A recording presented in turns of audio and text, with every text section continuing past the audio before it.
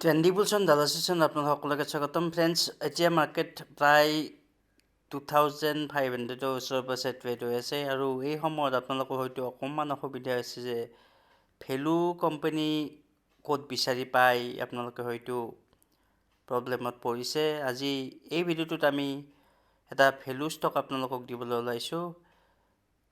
Friends, এই সময়ত আপোনালোকে যদি দেখিছে গ্ৰোথ ষ্টকবোৰ অলৰেডি কিছু পৰিমাণে প্ৰফিট ইনভেষ্টৰক দিলে আৰু লাহে লাহে হয়তো জানুৱাৰী মান্থত আপোনালোকে গ্ৰোথ ষ্টকত কিছু প্ৰফিট বুকিং দেখিব আৰু ট্ৰেডাৰসকলে অলৰেডি প্ৰফিট বুকিং ষ্টাৰ্ট কৰি দিছে। লাষ্টটো ট্ৰেডিং ছেশ্যনত আমি আপোনালোকক কৈছিলোঁৱে এসপ্তাহ আগতে যে IT ষ্টক আৰু গ্ৰোথ ষ্টক এইবোৰত কিছু প্ৰফিট বুকিং হ'ব পাৰে। গতিকে যদি চুইং ট্ৰেড কৰি আছে আপোনালোকে প্ৰফিট বুকিং কৰিব পাৰে, কিন্তু ইনভেষ্টৰৰ কোনো প্ৰব্লেম নাই। জানুৱাৰী মান্থৰ শেষৰ ফালে আকৌ মাৰ্কেটে আগৰ পজিশ্যন ল'ব, গতিকে তাক লৈ একো ভয় কৰিব নালাগে। ইলেকশ্যন আহি আছে, বাজেট তাৰ আগত আছে ফেব্ৰুৱাৰীত, গতিকে দুটা ডিপ আপোনালোকে পাব। বাজেটৰ আগে পাছে কিছু মাৰ্কেট ভলেটাইল হ'ব আৰু এতিয়া ৰিজাল্ট ছিজন যিহেতু চলি আছে Q3, গতিকে ইয়াৰ আশে পাশেও আপোনালোকে হয়তো ভলেটাইলিটি অলৰেডি দেখা পাইছে আৰু দেখিব।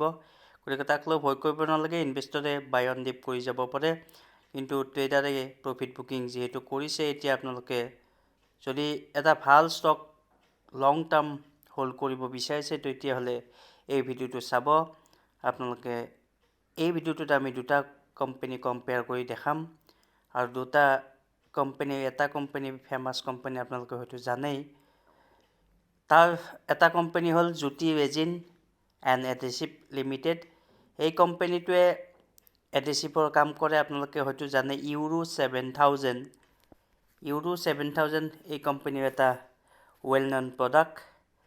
আপোনালোকে পিডিলাইটৰ নাম শুনিছে। পিডিলাইট আৰু জ্যোতি ৰেজিন অলমষ্ট ছেম টাইপৰ কোম্পানী, কিন্তু পিডিলাইট এতিয়া কিছু পৰিমাণে কষ্টলি হৈছে কাৰণ তাৰ প্ৰাইচ ওপৰলৈকে গৈছে আৰু পিডিলাইট এটা লাৰ্জ কেপ কোম্পানী হৈ পৰিছে। গতিকে তাত গ্ৰোথ বহুত বেছি স্পীডত আপোনালোকে নাপাব, কিন্তু পিডিলাইট এটা কনচিষ্টেণ্ট কোম্পানী। মই আগতেও কৈছোঁ, বাই এনি প্ৰাইচ আপোনালোকে পিডিলাইট কিনিব পাৰে, কিন্তু যদি আপোনালোকে বেছি প্ৰফিট বিচাৰিছে কম সময়ত, তেতিয়াহ'লে জ্যোতি ৰেজিন এটা আপোনালোকৰ কাৰণে অপশ্যন। আৰু সেইকাৰণে এই ভিডিঅ'টোত আমি আপোনালোকক এই কোম্পানীটো ডিছকাছ কৰিব লৈ আহিছোঁ। এই কোম্পানীটো ইউৰো 7000 লঞ্চ হৈছিল 2006-ত। তাৰপিছতে এই কোম্পানীটো, এই প্ৰডাক্টটোৱে বহুত ভাল ঠাইত চেল হৈ আছে আৰু বহুত চেল হৈছে। ইউৰো 7000 পিডিলাইটৰ যিবোৰ প্ৰডাক্ট তাক কিছু পৰিমাণে টক্কৰ দিছে। কোম্পানীটো ইউৰো 7000 আমি যদি আন কোম্পানীৰ লগত কম্পেয়াৰ কৰিবলৈ যাওঁ, তেতিয়াহ'লে ছেকেণ্ড লাৰ্জেষ্ট চেলিং উইথ এডহেচিভ, যাক আমি হোৱাইট গ্লো হিচাপে জানো। আৰু ইয়াৰ মাৰ্কেট শ্বেয়াৰ 30 to 35% গুজৰাটতে আছে, 30% ৰাজস্থানত আছে আৰু 20% মহাৰাষ্ট্ৰত। গতিকে এইকেইখন ষ্টেটত ইয়াৰ শ্বেয়াৰ মাৰ্কেট শ্বেয়াৰ বেছি। আৰু বাকী ষ্টেটতো যেতিয়া এই কোম্পানীটোৱে বিস্তাৰ কৰিব, তেতিয়াহ'লে ইয়াৰ গ্ৰোথ আপোনালোকে নিশ্চয় ফিউচাৰত ইয়াতকৈ ভাল দেখা পাব। গতিকে এই সময়ত আপোনালোকে এই কোম্পানীটো চাব পাৰে। ফ্ৰেণ্ডছ, আমি আমাৰ এই চেনেলটোত যেতিয়া আনে ভিডিঅ' নিদিয়ে কোম্পানীটোৰ বিষয়ে, তেতিয়া আমি দিওঁ। আপোনালোকে হয়তো মন কৰিছে, আমাৰ চেনেলত যিবোৰ কোম্পানীৰ বিষয়ে আমি আগতে আলোচনা কৰি আছোঁ, আজি এবছৰৰ পৰা আলোচনা কৰা কোম্পানী এতিয়া আপোনালোকে হয়তো যদি কিনিছিলে, তেতিয়াহ'লে 50-60% অলৰেডি প্ৰফিট পাইছে। গতিকে সময়ৰ আগতে আপোনালোকে কোম্পানীৰ বিষয়ে জানি লোৱাটো ভাল। যেতিয়া অলৰেডি উঠি যায় বহুত ইউটিউবাৰে তেতিয়া ভিডিঅ' বনায়, কিন্তু আমি সেইটো টাইমত সেই কোম্পানীটোৰ ভিডিঅ' বনোৱা এভইড কৰোঁ, কাৰণ অলৰেডি উঠি যোৱাৰ পিছত তাত কিনিলে আপোনালোকে হয়তো ফাঁচিব পাৰে, আপোনালোকৰ হয়তো প্ৰফিট কম হ'ব পাৰে। গতিকে আমাৰ ভিডিঅ'বোৰ অকণমান আগতে পাব কোম্পানীৰ বিষয়ে। আমি আগতে অলেক্ট্ৰাগিনৰ বিষয়ে ভিডিঅ' বনাইছিলোঁ, তেতিয়া 600 আছিল প্ৰাইচ আৰু এতিয়া 1300 পাইছেগৈ। গতিকে তেনেকুৱা বহুত ভিডিঅ' আপোনালোকৰ মাজত আমি আগতে এৰি দিছোঁ। আমাৰ চেনেল ট্ৰেণ্ডি বুলছন ডালা ছেশ্যনত গৈ চাব।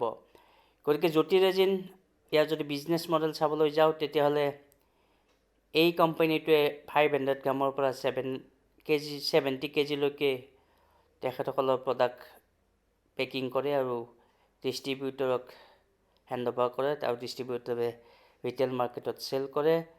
এখন ডাইভাৰ্চিফাইড প্ৰডাক্ট পৰ্টফলিঅ' মেইনটেইন কৰে এই কোম্পানীটোৱে।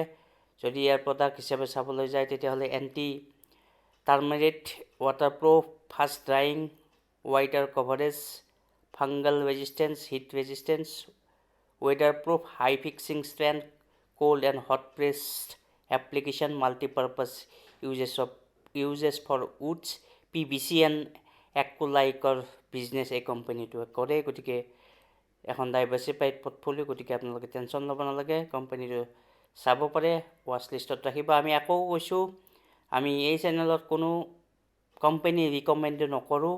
আপোনালোকৰ ফাইনেন্সিয়েল এডভাইজাৰক সুধি লৈ আপোনালোকে ইনভেষ্টমেণ্ট কৰে বা নকৰে আপোনালোকে ডিচিশ্যন ল'ব। আমাক ব্লাইণ্ডলি ফ'ল' নকৰিব। আমি প্ৰত্যেকটা ভিডিঅ'তে কৈ আহিছোঁ, আমি কোনো কোম্পানীয়ে আপোনালোকক ৰিকমেণ্ড নকৰোঁ। গতিকে ডিষ্ট্ৰিবিউশ্যন নেটৱৰ্কছ 14 ষ্টেটত এই কোম্পানীটো আছে আৰু 35টা ব্ৰাঞ্চ আছে, 50 ডিষ্ট্ৰিবিউটৰ্ছ আছে। গতিকে এক্ৰছ ইণ্ডিয়াত আপোনালোকে ইয়াৰ বিজনেছ দেখা পাব। চেলছ ফুটপ্ৰিণ্ট হিচাপে যদি আমি ক'বলৈ যাওঁ তেতিয়াহ'লে গুজৰাট, মধ্যপ্ৰদেশ, ৰাজস্থান, মহাৰাষ্ট্ৰ, কৰ্ণাটক আৰু তেলেংগানাত ইয়াৰ বেছি বিজনেছ আছে। লগতে নতুনকৈ নিউ দিল্লী আৰু উত্তৰ প্ৰদেশতো এই কোম্পানীটোৱে 5টা ব্ৰাঞ্চ খুলিছে। কোম্পানীটোৰ লাষ্ট বনাছ দিছিলে 2022ত 80 লাখ ইকুইটি শ্বেয়াৰ 2:1 বনাছ ৰেচিঅ'ত কোম্পানীয়ে দিছিল। গতিকে ফাণ্ডামেণ্টেল আমি যদি চাবলৈ যাওঁ কোম্পানীটোৰ এতিয়া 1852 কৰোৰৰ মাৰ্কেট কেপ হৈছে আৰু কাৰেণ্ট প্ৰাইচ 1543 ৰুপিছত ট্ৰেড হৈ আছে। হাই লগাইছিল 1780 আৰু ষ্টক পি 30.6, ইণ্ডাষ্ট্ৰি পি 36.9। গতিকে ইণ্ডাষ্ট্ৰি পিতকৈ এতিয়া ডিছকাউণ্ট প্ৰাইজত পাই আছে। আমি পিডিলাইটৰ কথাও আপোনালোকক ক'ম, মনত ৰাখিব। এইটোৰ কোম্পানীৰ পি 31 বুলি ধৰোঁ আমি, 30.6 যিহেতু, আৰু ইণ্ডাষ্ট্ৰি পি 36.9। গতিকে ডিছকাউণ্টত আছে, ডিভিডেণ্ড অকণমান আছে আৰু যদি চাওঁ 55.1 বহুত ভাল, OPM 30.7, ডেপ্থ নাই, এইটো মনত ৰাখিব। পিডিলাইটৰ ডেপ্থ কিন্তু আমি পাম, পিছত আপোনালোকক দেখাম। গতিকে ফাণ্ডামেণ্টেলি বহুত বেছি ষ্ট্ৰং মই ভাবোঁ এই কোম্পানীটো। আৰু ফিউচাৰত যদি আপোনালোকে এই কোম্পানীটো ৱাচ কৰে আমাক নিশ্চয় জনাব যেতিয়া আপোনালোকে প্ৰফিটেবল হ'ব। কোম্পানীটো যদি মিডিয়ান পি চাবলৈ যাওঁ তেতিয়াহ'লে আমি দেখিছোঁ এতিয়া 25.6 আৰু এতিয়া হৈ আছে পি 30। গতিকে মিডিয়ান পিতকৈ অকণমান বেছি আছে, কাৰণ ডিমাণ্ডিং প্ৰডাক্ট এই কোম্পানীটোৱে চেল কৰে। পিডিলাইট, এছআৰএফ, তেনেকুৱা দীপক নাইট্ৰেট, টাটা কেমিকেল, এইবোৰ কোম্পানীৰ লগত যদি আমি কোম্পানীটো কম্পেয়াৰ কৰোঁ তেতিয়াহ'লে দেখিব পি এই গোটেইকেইটা কোম্পানীৰ ভিতৰত কম জ্যোতি ৰেজিন 30.63, টাটা কেমিকেলৰ পি অকণমান কম, কিন্তু তাৰ ROE যদি চাবলৈ যাওঁ কম। জ্যোতি ৰেজিনৰ ROE কিন্তু 55.12। ইয়াৰ গোটেইকেইটা ROE যদি আমি চাওঁ, এই গোটেইকেইটা কেমিকেল কোম্পানীৰ ভিতৰত জ্যোতি ৰেজিনৰ ROE হাইষ্ট আৰু পি কম। গতিকে SRF, Pidilite, Deepak nitrite, Tata chemical, Jyoti resin এই সকলোবোৰ কোম্পানীয়েই এই ছেক্টৰটোৰ ভাল কোম্পানী। আমি কোনো এটা কোম্পানীকে বেয়া বুলি নকওঁ। আপোনালোকে যদি তাত ইনভেষ্টেড আছে থাকিব পাৰে, কিন্তু ভেলুৱেশ্যন হিচাপত চাবলৈ গ'লে পিডিলাইটৰ ভেলুৱেশ্যন 93.68 আৰু ইয়াৰ তুলনাত জ্যোতি ৰেজিনৰ তুলনাত 3 গুণ ভেলুৱেশ্যন দি আপোনালোকে পিডিলাইট কিনি আছে। পিডিলাইট এটা ভাল কোম্পানী, কনচিষ্টেণ্ট কোম্পানী। এছআৰএফো ভাল কোম্পানী, 42.87 ৰুপিজ পি এতিয়া হৈ আছে আৰু 42.87 পি দি থকা কোম্পানীটো ROE 22.84 এছআৰএফৰ, আৰু পিডিলাইটৰ অনলি 18.70। গতিকে এই হিচাপত চাব গ'লে জ্যোতি ৰেজিন এইকেইটা কোম্পানীকৈ অকণমান আমি ওপৰত দেখিছোঁ। ঠিক তেনেকৈ যদি আমি ইয়াৰ কোৱাৰ্টাৰ ৰিজাল্ট চাওঁ তেতিয়াহ'লে কোৱাৰ্টাৰ ৰিজাল্টটো বৰ এটা বেয়া হোৱা নাই। যদি ছেপ্টেম্বৰ কোৱাৰ্টাৰত মাৰ্চ কোৱাৰ্টাৰ আৰু ডিচেম্বৰ 2020তকৈ কম হৈছে।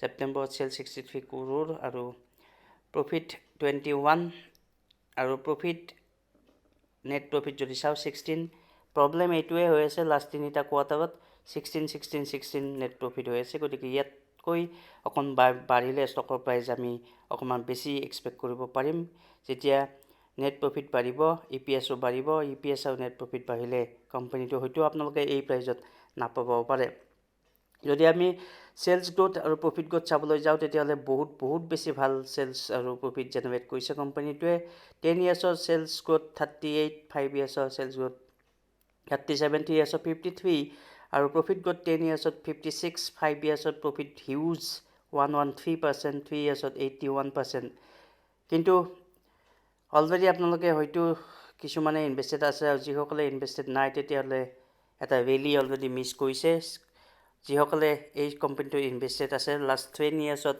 90% প্ৰফিট অলৰেডি পাইছে 5 ইয়াৰ্ছত 126% CAGR হিচাপত অলৰেডি প্ৰফিট পাইছে আৰু 3 ইয়াৰ্ছত 123% অলৰেডি প্ৰফিট পাইছে গতিকে সেলস গ্ৰোথ প্ৰফিট গ্ৰোথ আৰু CAGR গোটেইকেইটা ভাল আৰু ৰিটাৰ্ণ অন ইকুইটি আপোনালোকে চাব পাৰে মাৰ্ভেলাছ ৰিটাৰ্ণ অন ইকুইটি কোম্পানীটো অলৰেডি জেনেৰেট কৰি দিছে কিন্তু এতিয়াও যিহেতু কোম্পানীটোৰ মাৰ্কেট কেপ কম গতিকে এতিয়াও ঠাই আছে শ্বেয়াৰ হোল্ডিং পেটাৰ্ণ 50% প্ৰমোটাৰে লৈ থৈ দিছে FI এতিয়ালৈকে বেছি ষ্টেক লোৱা নাই 0.5% লৈছে কিন্তু অহা টাইমত যদি FI কোম্পানীটোত সোমায় তেতিয়াহ'লে আপোনালোকে ইয়াৰ প্ৰাইচ বহুত বেছি ওপৰলৈকে যোৱা দেখা পাব এতিয়া আমি আহিছোঁ পিডিলাইট এই কোম্পানীৰ এইটো সেক্টৰৰ আন এটা কোম্পানী অলৰেডি লাৰ্জ কেপ হৈ গৈছে 141,440 crore মাৰ্কেট কেপ পিডিলাইট হৈছে কাৰেণ্ট প্ৰাইচ 2772 এইটো অলৰেডি বাঢ়িছে অলমোষ্ট অল টাইম হাই ওচৰত আছে 2792 অল টাইম হাই পি যদি চাই 93.7 ইণ্ডাষ্ট্ৰি পি অলৰেডি কৈছোঁ 36 গতিকে 36 তুলনাত পি ইয়াৰ বহুত বেছি অলৰেডি হৈছে আৰু ই অলৰেডি ডিছকাছ কৰিছোঁ ডেপটো অকণমান আছে গতিকে পিডিলাইটৰ তুলনাত জ্যোতি ৰেজিনক আমি বেয়া বুলি ক'ব নোৱাৰোঁ গতিকে আপোনালোকে পিডিলাইট বা জ্যোতি ৰেজিন যিকোনো এটাত ল'ব পাৰে কিন্তু জ্যোতি ৰেজিনৰ গ্ৰোথ আপোনালোকে বেছি পাব সেলস গ্ৰোথ পিডিলাইটৰ আপোনালোকে দেখিছে 2 ডিজিট অনলি কাৰণ অলৰেডি ডাঙৰ কোম্পানী হৈ গৈছে ইয়াৰ এতিয়া সেলস আৰু প্ৰফিট কিছু পৰিমাণে কমি গৈছে কিন্তু ষ্টকৰ CAGR ঠিকেই পাইছে ইনভেষ্টেবল লাৰ্জ কেপ হিচাপে আৰু return on equity average return on equity পিডিলাইটৰ গতিকে জ্যোতি ৰেজিন আৰু পিডিলাইট যদি আমি কম্পেয়াৰ কৰিবলৈ যাওঁ তেতিয়াহ'লে জ্যোতি ৰেজিন এটা স্মল কেপৰ কোম্পানী আৰু তাৰ প্ৰফিট নিশ্চয় ইয়াতকৈ ভাল হ'বই কিন্তু পিডিলাইটত আপোনালোকে কনসিষ্টেন্সি পাব জ্যোতি ৰেজিনত কিছু ভলটিলিটি পাব আপোনালোকে এতিয়া জনাব কোনটো কোম্পানী আপোনালোকে ৱাচ লিষ্টত ৰাখিব আৰু কেতিয়া এই কোম্পানীটো বাই কৰিব ধন্যবাদ